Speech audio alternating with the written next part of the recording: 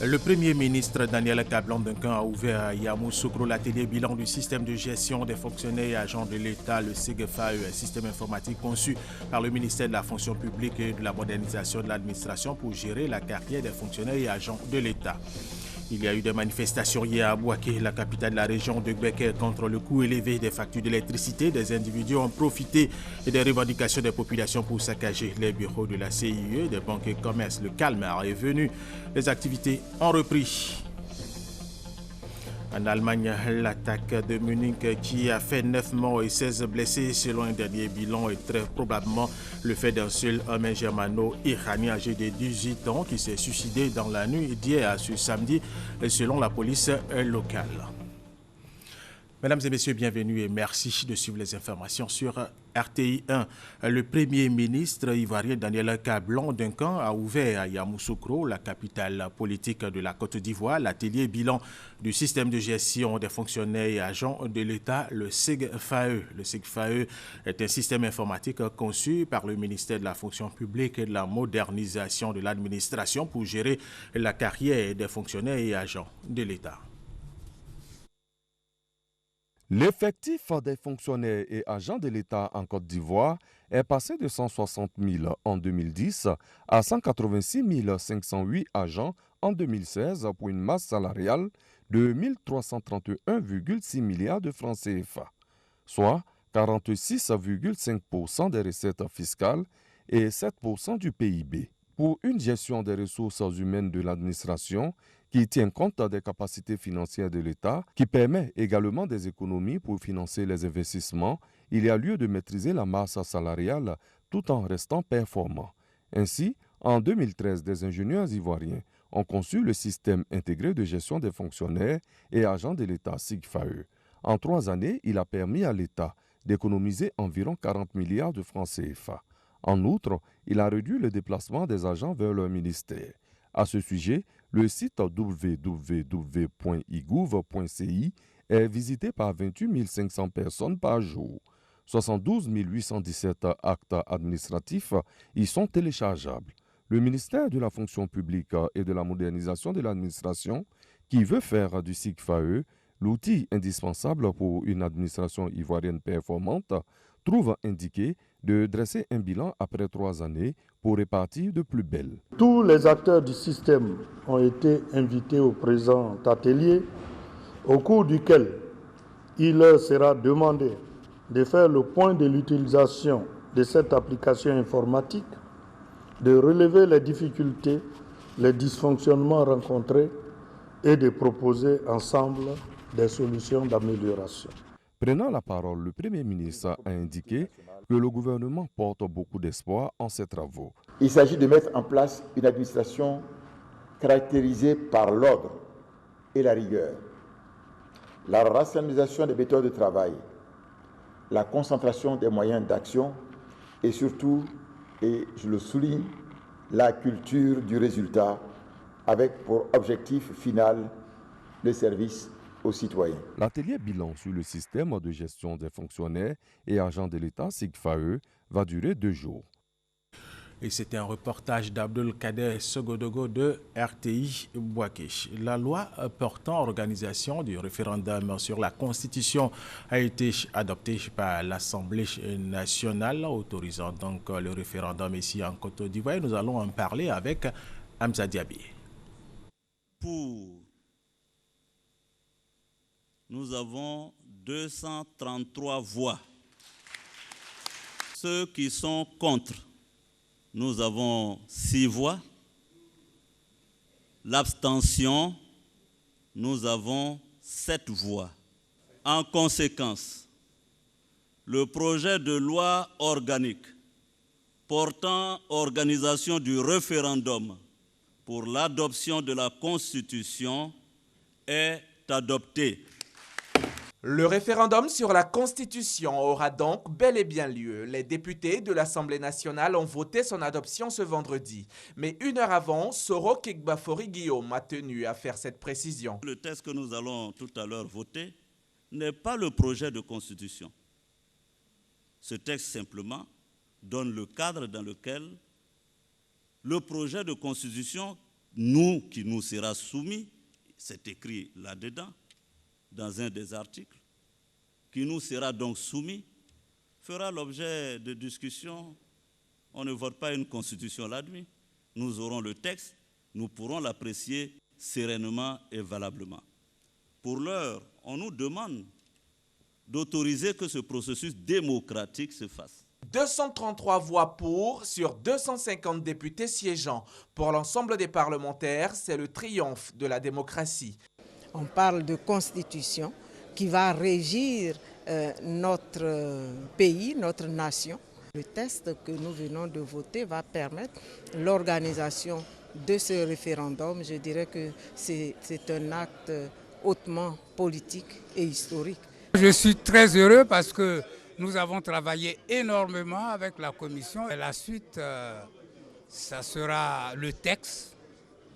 Nous ne savons pas quand ça va venir, mais nous travaillerons avec le même enthousiasme. Ce sont en tout 7 projets de loi qui ont été adoptés lors de cette séance plénière, notamment le projet de loi portant régime de biosécurité, celui relatif aux droits d'auteur et aux droits voisins et celui relatif à la pêche et à l'aquaculture.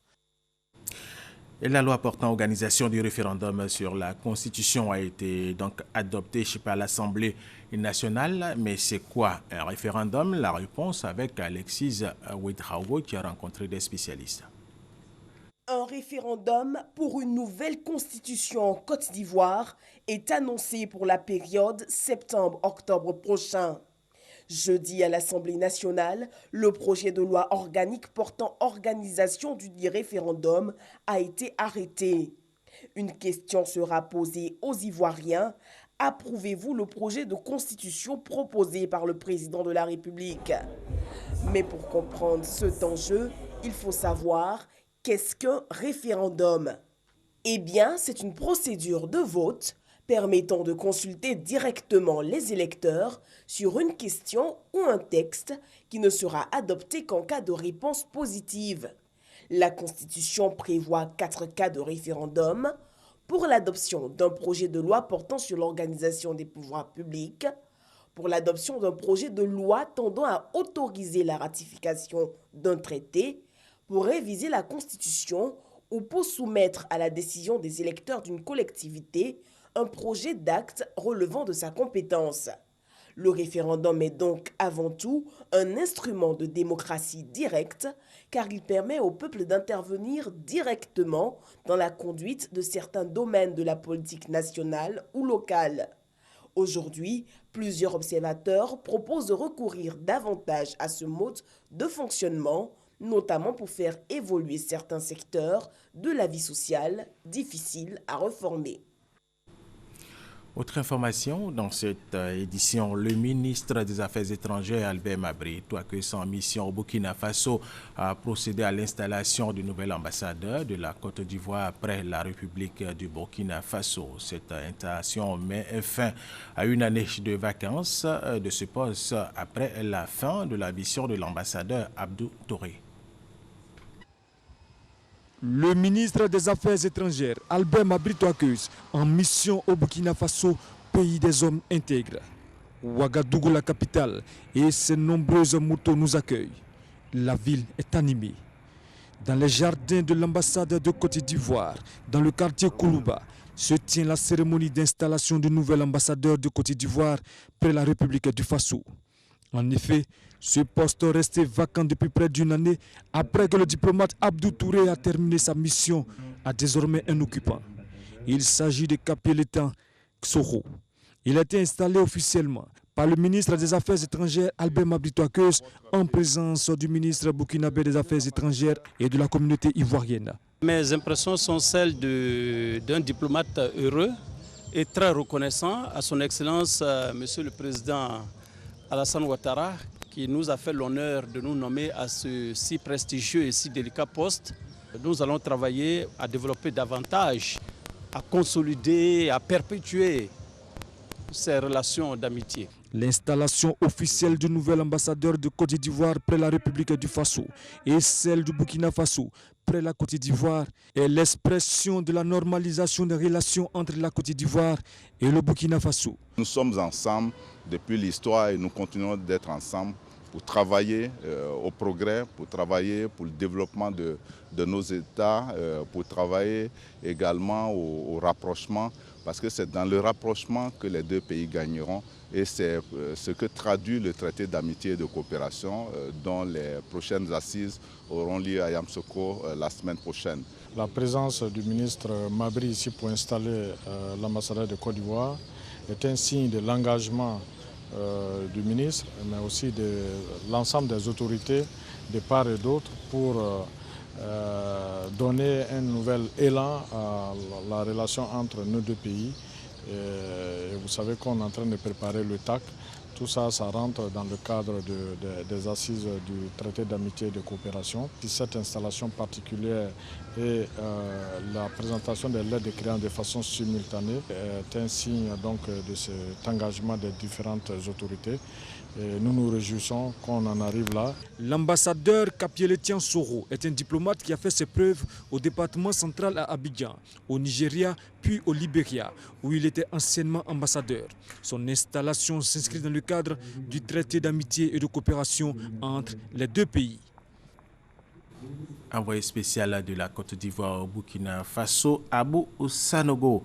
Les acteurs du transport routier de Côte d'Ivoire et du Burkina Faso s'unissent pour faciliter la coopération justement entre Abidjan et Ouagadougou. Ils ont décidé de mutualiser leurs efforts et nous allons en parler avec Konaté Moussa. La coopération Côte d'Ivoire-Burkina Faso est au beau fixe. Les liens de fraternité entre les deux pays se manifestent dans tous les domaines d'activité, notamment le transport routier. Les transporteurs ivoiriens et burkinabés mettent en place un comité conjoint pour le renforcement des activités de transport routier de marchandises entre Abidjan et Ouagadougou. L'action s'inscrit dans le cadre du programme d'appui budgétaire régional, un projet soutenu par la Banque mondiale. Je puisse vous rassurer que les deux États, la Côte d'Ivoire et le Burkina Faso, se sont engagés dans le cadre de l'appui budgétaire régional, à laquelle l'accord révisé a été signé en avril 2016 par les deux États. Et les avantages qu'ils nous octroient, vraiment, c'est la professionnalisation et la maîtrise de notre profession. Cet appui amène, si vous voulez, tout le secteur du transport routier entre la Côte d'Ivoire et le Burkina Faso à aller véritablement vers la professionnalisation sur le plan des services de transport, c'est-à-dire nous les opérateurs, sur le plan et de l'accélération des opérations douanières, sur le plan de la fluidité donc, de la route entre le Burkina Faso et la Côte d'Ivoire, et surtout sur le plan de la formation des chefs d'entreprise et des gestionnaires de transport. Le Haut Conseil du transport routier de Côte d'Ivoire et l'Organisation des transporteurs du Faso s'engagent donc pour un meilleur développement du secteur. Durant son séjour, la délégation burkinabé a rencontré plusieurs structures dont le port autonome d'Abidjan, la Chambre de commerce et d'industrie, l'Office ivoirien des chargeurs, toujours dans l'optique de faciliter la coopération dans le domaine du transport routier sur le corridor Abidjan-Ouagadougou. Deuxième grand titre de cette édition, il y a eu des manifestations hier à Bouaké contre les factures élevées de la CIE. Le ministre chargé de la Défense s'est rendu dans cette localité pour voir de plus près l'ampleur des dégâts. Léon Broukouabé. Le ministre de la Défense sur les traces des manifestants de Bouaké contre la compagnie ivoirienne d'électricité. Sont passés au peigne fin par Alain Donvaï, l'agence CIE du quartier d'Ougouba, le siège du conseil régional, la préfecture des régions, les locaux d'une banque. Objectif, apprécier l'ampleur des dégâts. Nous avons affaire à des vandales, c'est ce que nous avons pu constater. Vous voyez, il y a une banque ici qui a été pillée. C'est l'argent de qui qu'on vole? C'est des populations.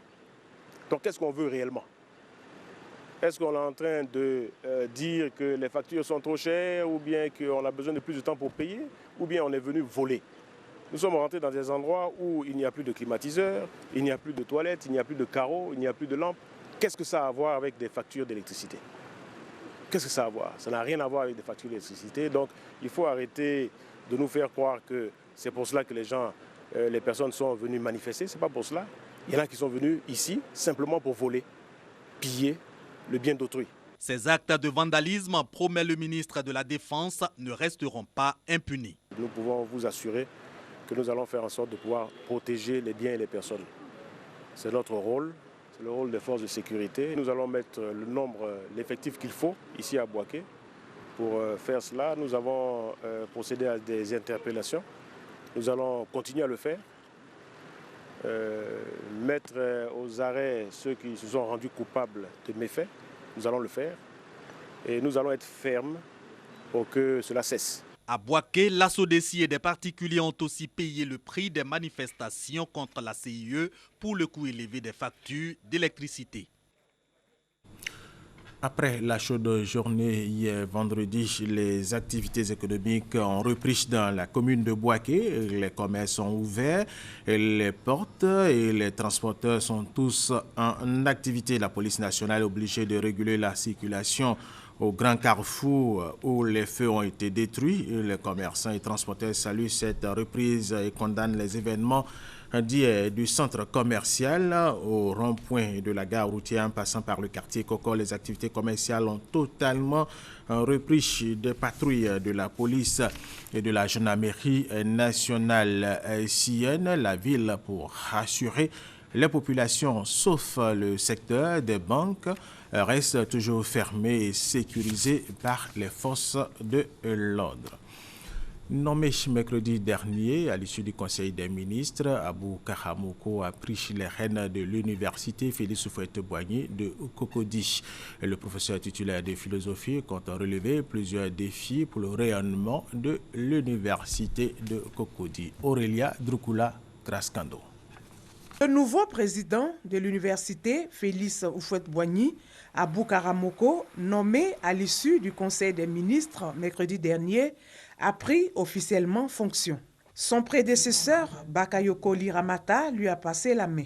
Passation des charges effectuée, l'ancienne présidente de l'université, Félix Houphouët-Boigny, dit avoir hissé l'université de Cocody dans la démarche qualité. L'université a élaboré un plan d'urgence pour régler les problèmes de calendrier académique et ensuite un projet d'établissement qui s'est décliné en 5 objectifs, c'est-à-dire le problème de la gouvernance de l'université, le problème des formations, le problème de la recherche, le problème de la vie universitaire et du financement des universités.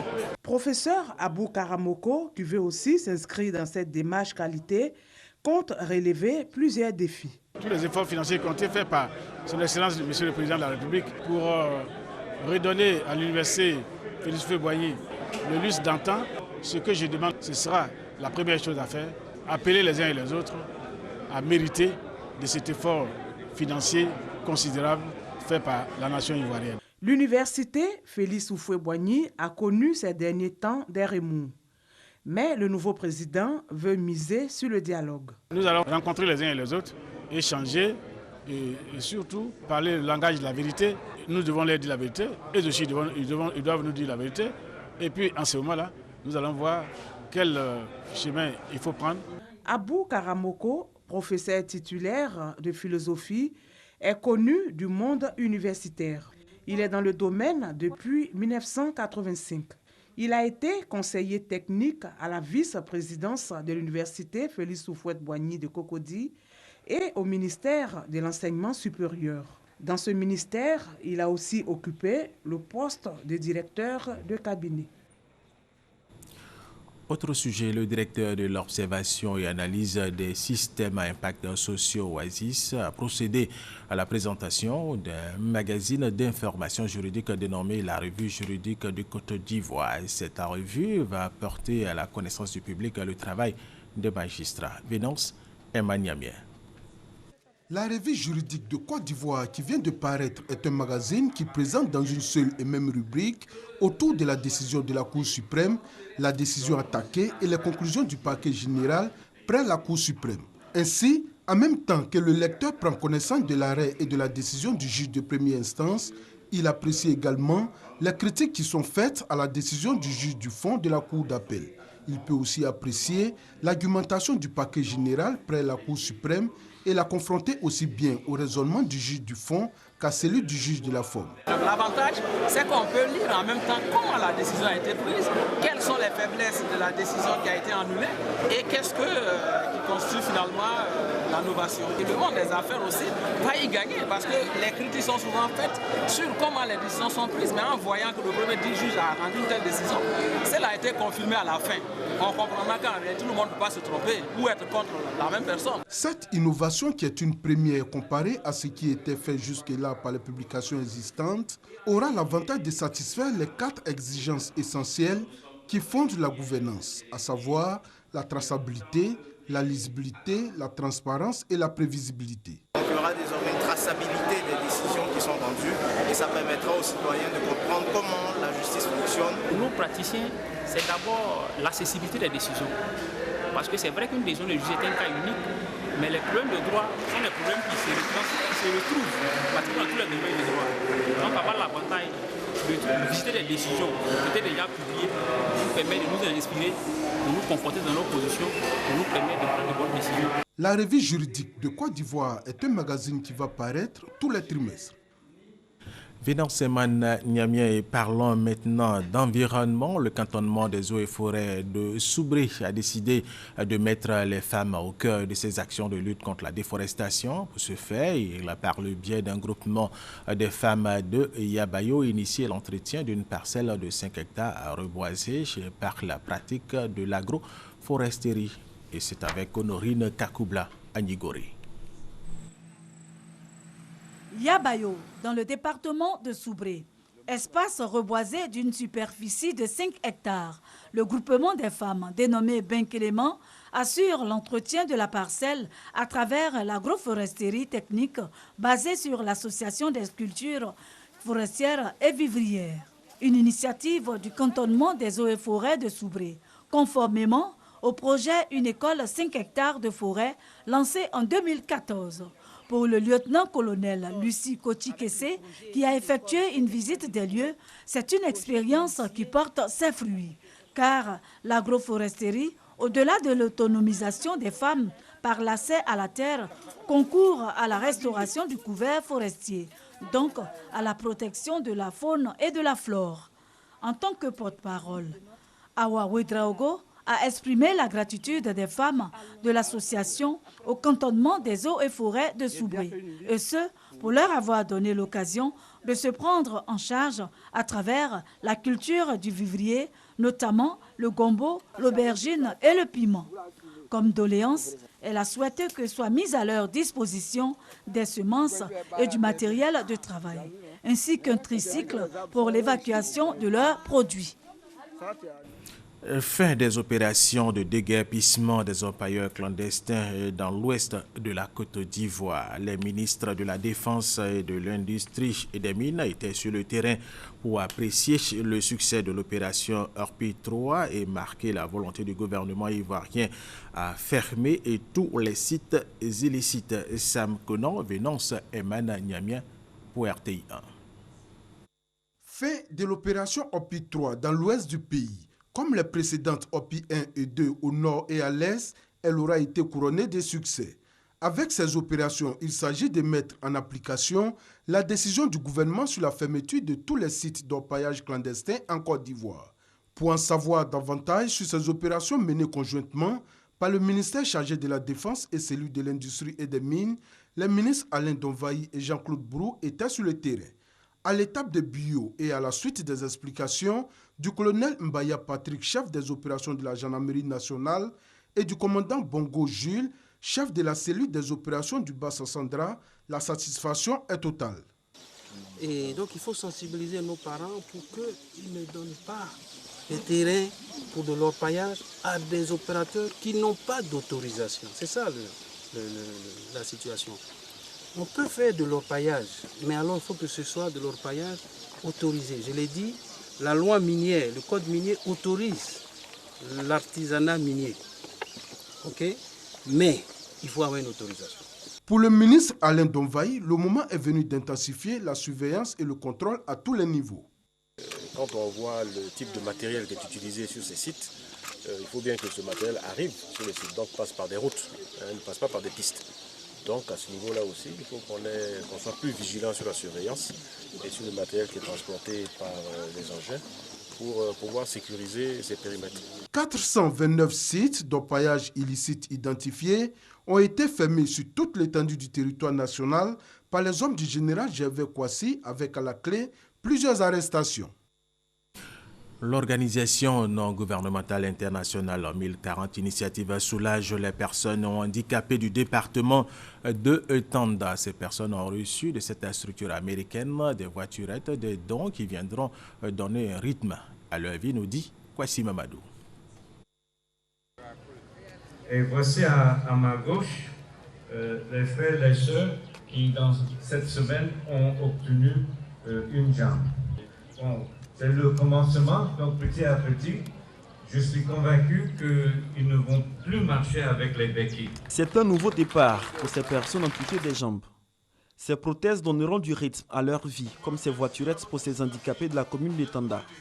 Cette action de portée sociale a pu être possible grâce à l'ONG 1040 Initiative.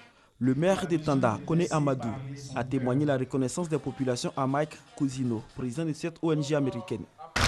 Monsieur Mike Cousino, my brother, qu'est-ce que je peux dire? Quand on va aux États-Unis, on a des assemblées. Ils s'associent avec des gens de bonne volonté, des gens capables pour réfléchir comment est-ce qu'on peut faire avancer la cause de Tanda. Thank you, my brother. Au nom de tous les partenaires au développement de Tanda, Simon Soro, président de l'ONG Vie, souhaite accomplir des œuvres plus grandes à Tanda dans le cadre de ce partenariat. C'est avec abnégation que je parle. Je connais ta détermination et ça, nous devons te saluer car nous attendons plus que ce que tu as déjà fait. Le président de l'UVICOSI, Union des villes et communes de Côte d'Ivoire, Gilbert Kafana Kone, a encouragé le maire de Tanda, Kone Amadou, pour ses initiatives sociales en faveur des couches défavorisées. Kwasi Mamadou, l'Algérie, partenaire de la Côte d'Ivoire au plan économique, des opérateurs économiques algériens ont séjourné récemment en Côte d'Ivoire. On en parle avec Maïsako. L'Algérie entend se positionner comme un partenaire privilégié de la Côte d'Ivoire, notamment au plan économique. Une vingtaine d'opérateurs économiques algériens sont depuis quelques jours à Abidjan. Ils ont sollicité l'aide du Conseil économique et social pour concrétiser leur volonté d'investir dans le pays dans l'agroalimentaire, la mécanique, l'industrie pharmaceutique et bien d'autres filières. Nous sommes là en partenaire, nous sommes là en frère. C'est vrai qu'on souhaiterait développer nos exportations, mais ce qu'on souhaite aussi, c'est de pouvoir échanger, le savoir-faire, partager ensemble et gagner ensemble. Un partenariat gagnant-gagnant qui ne fera que renforcer les relations économiques entre les deux pays, selon le président du Conseil économique et social. Les échanges entre nos deux pays restent concentrés sur les transactions commerciales et sont dominés par les exportations ivoiriennes qui représentent environ 90% des échanges globaux. Les relations économiques entre l'Algérie et la Côte d'Ivoire demeurent en deçà des potentiels dont regorgent ces deux partenaires. Nous sommes donc appelés, à travers nos secteurs privés respectifs, à multiplier les initiatives afin d'accroître le volume des échanges tout en diversifiant les secteurs d'activité offrant de réelles perspectives de coopération sud-sud. Le président du Conseil économique et social a plaidé pour une pluralité d'interventions de l'Algérie en Côte d'Ivoire, entre autres un partage d'expériences en matière de renforcement des capacités de la police ivoirienne et de lutte contre le terrorisme.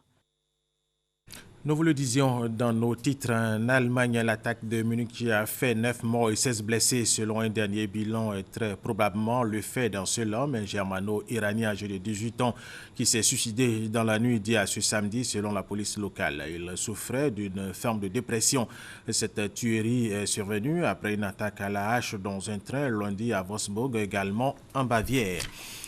Aux États-Unis d'Amérique, pour terminer cette édition, la candidate démocrate à la Maison-Blanche, Hillary Clinton, a annoncé hier vendredi avoir choisi Timothy Michael Keane, sénateur de Virginie, comme colistier pour l'élection présidentielle de novembre prochain. Timothy Michael Keane est un avocat de formation.